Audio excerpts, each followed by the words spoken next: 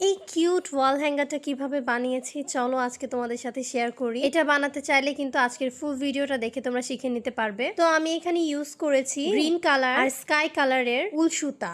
আর এই উল সুতোগুলোকে আমি একটা কার্ডবোর্ডের মধ্যে বারবার পেঁচিয়ে নিচ্ছি। পেঁচানোর পর আমি সুতাগুলোকে কাট করে নিয়েছি। এরপর আমি সুতাটাকে দুই ভাগে ভাগ করে নিচ্ছি। আমি চাচ্ছিলাম একটা সুতার থেকে যাতে আমি দুইটা টার্সেল বানাতে পারি। আর টার্সেল গুলো আমি যেভাবে বানিয়েছি তোমরাও কিন্তু সেম ওইভাবেই বানাবে। প্রথমে আমি সুতাগুলোকে বেঁধে নিয়েছি, তারপর পেঁচিয়ে একটা একটা করে টার্সেল রেডি করে নিয়েছি।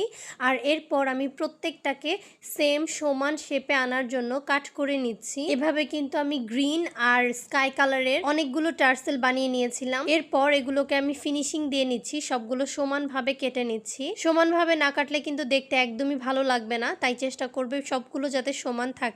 এরপর আমি একটা ছোট সাইজের ফ্রেম নিয়েছি। এই গোল ফ্রেমটার মধ্যে আমি গ্রিন কালারের উল সুতোটা পেঁচিয়ে দিচ্ছি। আমার এই ওয়াল হ্যাঙ্গারটার মধ্যে আমি গ্রিন কালারটা বেশি ইউজ করেছি। তোমরা চাইলে কালার কন্ট্রাস্ট করেও বানাতে পারো, অনেকগুলো কালার দিলেও কিন্তু দেখতে ভালো লাগবে। এরপর আমি এটাকে পেঁচিয়ে পেঁচিয়ে ফুল কমপ্লিট করে নিচ্ছি। তোমরা যারা এখনো আমার ভিডিও দেখছো অবশ্যই কমেন্টে জানিয়ে যাবে তোমরা কে কোথা থেকে আমার ভিডিও দেখো। যাই হোক, এখন দেখো, এখন দেখতে কিন্তু অনেক বেশি সুন্দর লাগছে।